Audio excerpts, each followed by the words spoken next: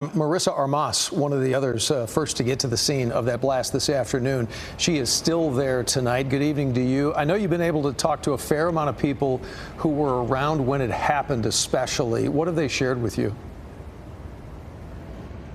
Yeah, Doug, in a very tragic day here in this community over the last couple of hours, I have been able to speak to more people who live here, and many of them have echoed what officials have said, which is that multiple people at this apartment complex have died. Now, we are being told that this fire and explosion happened at the El Ricardo Apartments, also known as the Clyde Apartments. It was recently renamed, and we're about a block and a half away from where that fire and explosion happened. If you take a look back here, we are off of 10th and Denver. You can see crews are actually still out here. We did just see them wrap up that water hose there. But again, any folks who live on 9th Street aren't necessarily being let back inside because they do want to make sure that this area is safe. Now, earlier I did speak with witnesses who saw and heard a lot of this go down. Several residents telling me that not only did they hear a loud boom, they say that their home was shaking. They could feel the ground rumbling. One woman telling me that some of those picture frames on her walls fell down. Another man saying that he saw a little girl stuck in that rubble. A neighbor ran out to help her.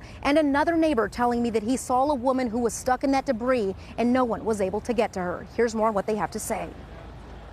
Well, I was inside of my apartment. I was getting ready to leave, and then I felt the whole building just shake. So I ran outside thinking that it was like one of my neighbors, but all of the neighbors came out, and I started seeing smoke. So I started rushing to see what was happening, and well, I had just seen a good chunk of the building missing, and there was this little girl who was barely getting out of the debris.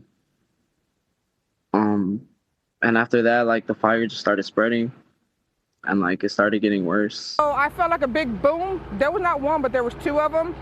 And then I took off running to the end of my street because I live right there by the school, by James Bowie, and that's how far we felt it.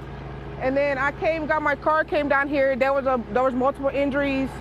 So I talked to a few people. It was a glass explosion. Paramedics, firefighters, everybody just showed up all at once. A lot of neighbors telling me that there were folks yelling and screaming. This was a pretty chaotic area earlier today. You can see that it kind of has calmed down over the last few hours. We have noticed that a lot of families who live over on 9th are trying to get back home. We have heard some officers tell them, they want to ensure this area is safe. So they are advising those folks to maybe just grab some belongings and head out because, again, this area is still pretty active at the moment, but a very tragic day here in this community.